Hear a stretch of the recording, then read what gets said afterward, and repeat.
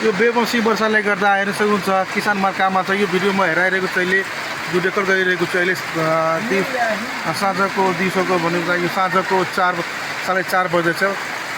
बेमौसमी वर्षाले गर्दा सुनवर्सी 8 कुडेलीको म तपाईँलाई यो हेराइरहेको छु अहिलेको भिडियो हो। धेरै पानी परिरहेका, त्यसले गर्दा धेरै मकै बालीमा, गहुँ बालीमा क्षति पुगिरहेको छ। किनभने रसिनाले गर्दा, हावाहुरीले गर्दा त्यतिकै मकैहरू लडेका छन् खेतमा। अन्त यो पानी परिरहेको बेला पानी धेरै भयो भने खेतमा यो मकै सुक्ने खालका समस्या हुन्छ र किसानहरू ती लगानी गरेका छन् खेतमा। त्यसले गर्दा किसानहरू धेरै चिन्तामा रहेका छन्। यो बेमौसमी वर्षाले गर्दा किसान धेरै मर्कामा परेका छन्। यो लगातार वर्षा भइरहेको छ अहिले, त्यसले गर्दा समस्या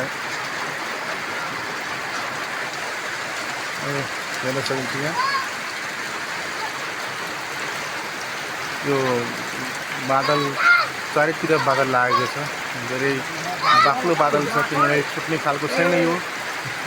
यो सुनवर्सी 8 कुडेली फोरम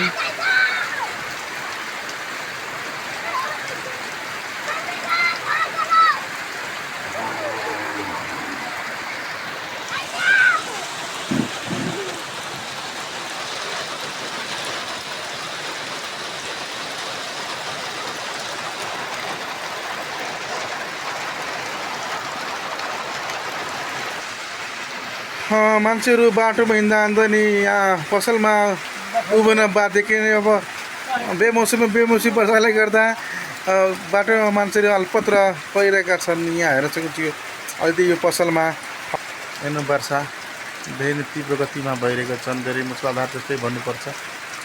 त्यही समस्या अहिले हाम्रो यो ठाउँमा, यो सुनवर्सीमा खास गरी अहिले वर्षा भइरहेको छ। अब तपाईँको त रङ्गलीतिर पनि हुँदै होला, मोरङ जिल्लामा बढी प्रभाव देखियो।